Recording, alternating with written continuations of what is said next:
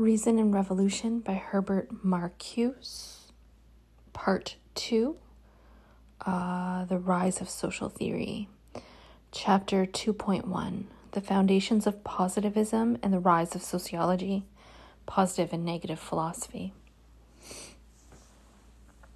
In the decade following Hegel's death, European thought entered an era of positivism. The positivism announced itself as the system of positive philosophy, taking a form quite different from that which later positivism assumed. Comte's Cours de philosophie positive was published between 1830 and 1842. Stahl's Positive Philosophy of the State between 1830 and 1837, and Schelling began in 1841 his Berlin lectures on the positive philosophy that had been elaborating ever since 1827. While there can be no doubt about Comte's contribution to positivism, Comte himself derived the positivistic method from the foundations of positive philosophy. It may seem preposterous to relate Schelling's and Stahl's positive philosophy to that movement. Was Schelling not an exponent of metaphysics in its most transcendent form, and did Stahl not expound a religious theory of the state? True, Stahl is recognized as a representative of positivism and legal philosophy, but what has Schelling's philosophy of mythology and revelation, which furnished some basic concepts for Stahl's doctrine, to do with positivism? We find, however, in Schelling's Philosophie der Offenbarung the opinion that the traditional metaphysics, since it was occupied only with the notion of things and their pure essence, cannot get at their actual existence, and thus cannot provide real knowledge. In contrast, Schelling's philosophy aims at the truly actual and existent, and by that token claims to be positive. He raises the question whether the rationalistic metaphysics was not a purely negative philosophy, and whether, following Kant's destruction of this metaphysics, the positive should not now organize itself, free and independent of the former, into a science of its own. Moreover, in 1827, at the conclusion of his lectures on the history of modern philosophy, Schelling undertook to justify the emphasis laid upon experience by the British and French philosophers, and defended this empiricism against its German foes.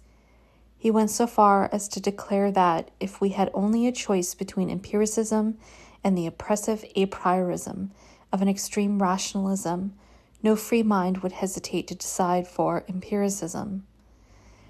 He ended by stating that the great task German philosophy would be to overcome a prioristic metaphysics through a positive system, which would finally transform philosophy into a true science of experience. In its fundamental aspects, Schelling's positive philosophy is certainly greatly different from Comte's. The positives to Comte are the matters of fact of observation, while Schelling stresses that experience is not limited to the facts of outer and inner sense.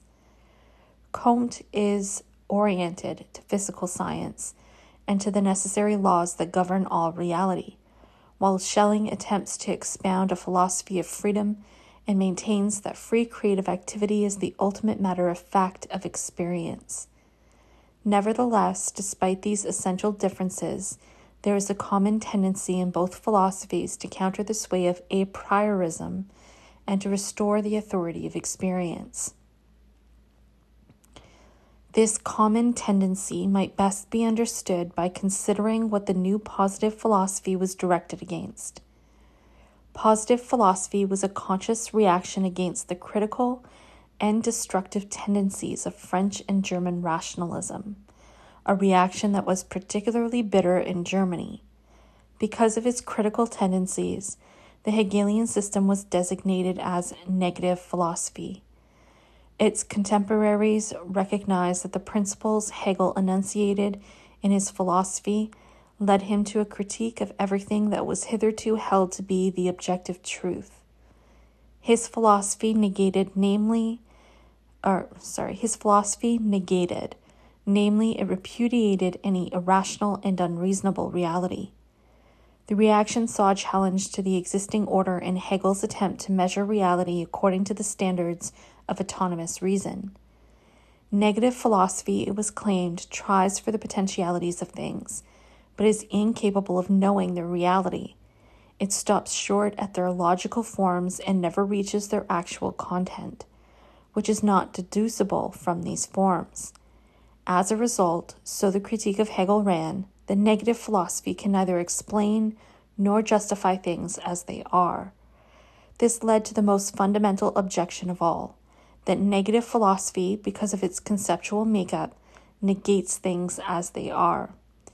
The matters of fact that make up the given state of affairs, when viewed in the light of reason, become negative, limited, transitory. They become perishing forms within a comprehensive process that leads beyond them. The Hegelian dialectic was seen as the prototype of all destructive negations of the given, for in it every immediately given form passes into its opposite and attains its true content only by doing so, or by so doing. This kind of philosophy, the critics said, denies to the given the dignity of the real. It contains the principle of revolution, Stahl said. Hegel's statement that the real is rational was understood to mean that only the rational is real. Positive philosophy made its counterattack against critical rationalism on two fronts. Comte fought against the French form of negative philosophy, against the heritage of Descartes and the Enlightenment. In Germany, the struggle was directed against Hegel's system. Schelling received an express commission from Frederick William IV to destroy the dragon seed of Hegelianism, while Stahl, another anti-Hegelian, became the philosophic spokesman of the Prussian monarchy in 1840. German political leaders clearly recognized that Hegel's philosophy, far from justifying the state in the concrete shape it had taken, rather contained an instrument for its destruction. Within this situation, positive philosophy offered itself as the appropriate ideological savior. The history of post-Hegelian thought is characterized by this twofold thrust of positive philosophy, which we have just summarized. Positive philosophy was supposed to overcome negative philosophy in its entirety, that is, to abolish any subordinating of reality to transcendental reason. Moreover, it was to teach men to view and study the phenomena of their world as neutral objects governed by universally valid laws. The tendency became particularly important in social and political philosophy. Hegel had considered society and the state to be the historical work of man and interpreted them under the aspect of freedom. In contrast, positive philosophy studied the social realities after the pattern of nature and under the aspect of objective necessity. The independence of matters of fact was to be preserved, and reasoning was to be directed to an acceptance of the given. In this way, positive philosophy aimed to counteract the critical process involved in the philosophical negating of the given, and to restore to facts the dignity of the positive. This is the point at which the connection between positive philosophy and positivism, in the modern sense of the term, becomes clear. Their common feature, apart from their joint struggle against metaphysical apriorism, is the orientation of thought to matters of fact and the elevation of experience to the ultimate in knowledge.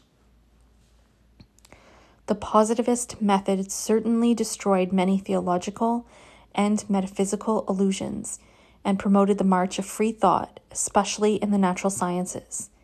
The positivistic attack on transcendent philosophy was reinforced through great strides in these sciences around the first half of the last century.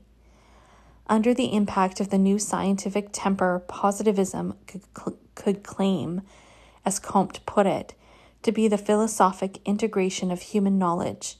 The integration was to come through the universal application of the scientific method and through excluding all objectives that, in the last analysis, could not be verified by observation.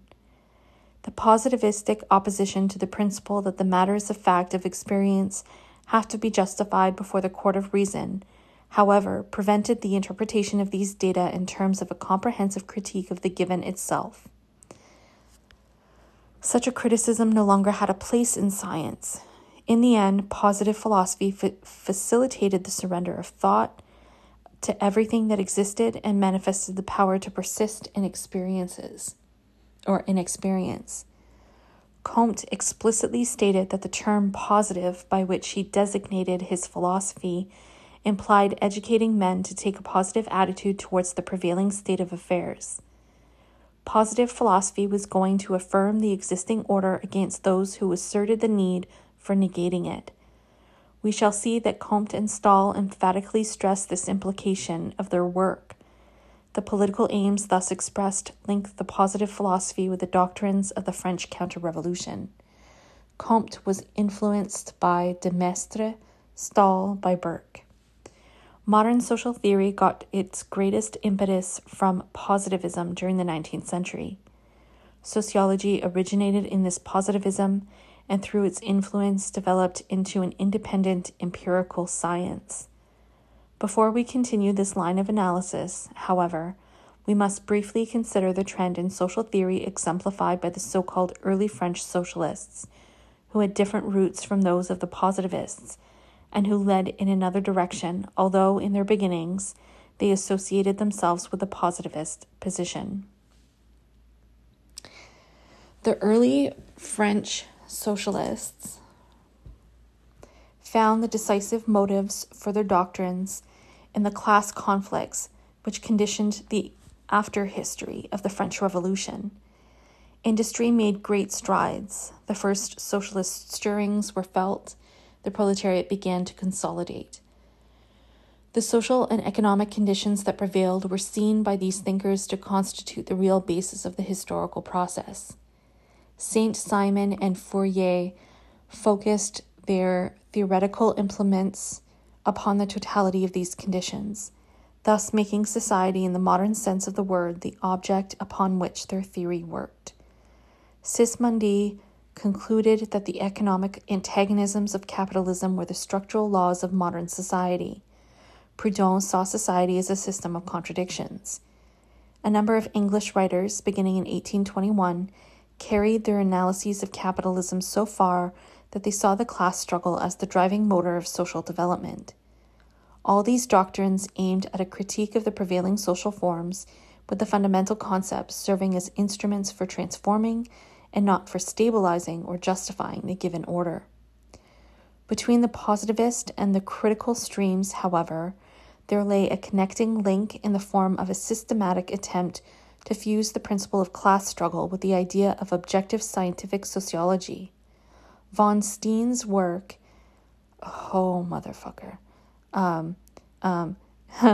Geschichte der Sozialen, it's a very long title, and I don't know German, but it's from 1850, made this attempt. Von Steen's work from 1850 made this attempt. He conceived the social antagonisms in terms of the dialectic. The class struggle was the negative principle by which society proceeds from one historical form to another. Von Steen considered himself an orthodox Hegelian. Building on Hegel's separation of state from society, he found that the actual content of historic progress was made up of changes in social structure, and that the objective of the warring classes was to possess state power. But he interpreted these tendencies as general sociological laws, so that it was by virtue of some natural mechanism that the class conflicts were supposed to lead to social order and to progress on ever higher levels. The force of the dialectic was thus neutralized and made part of a sociological system in which social antagonisms were just means for establishing social harmony. In the end, von Steen's doctrine is not so far removed from the social theory of positive philosophy. We shall begin our discussion of the development of post-Hegelian social thought with a brief sketch of the main trends in Saint Simon's work and in the critical social theory that developed in France. We shall then turn to an analysis of the two most influential writings of the positivist social school, Comte's Sociology and Stahl's Philosophy of Right, ending with von Steen's study, which reconciles Hegel's dialectical conceptions with the system of positive philosophy.